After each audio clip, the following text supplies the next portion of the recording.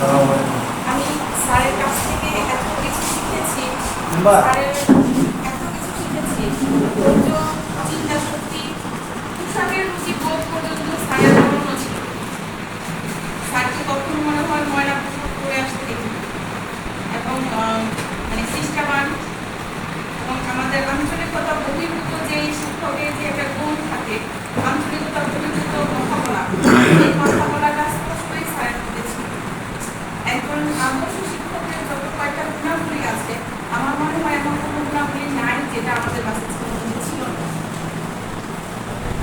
আরেকটা জিনিস না বললেই নয়, স্যারের সাথে 12 বছরের অভিজ্ঞতায় আমি স্যারকে প্রাণ ভরে মন খুলে জোরে হাসতে দেখেছি। কখনো স্যারকে আমি রাগ করে কারোর সাথে কথা বলতে দেখিনি। স্যার কখনো রাগ করেছে কার সাথে জোরে, এটা আমি কখনো দেখিনি। স্যারের গুণাবলী বলে তো শেষ করা যাবে না।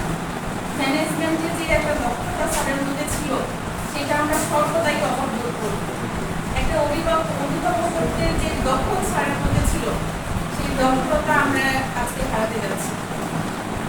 সংস্কৃতি, শিক্ষকতা, পড়াশোনা, অন্য কথা তো সবাই করবে। প্রত্যেকটা জায়গা থেকে আমরা স্যারকে অনেক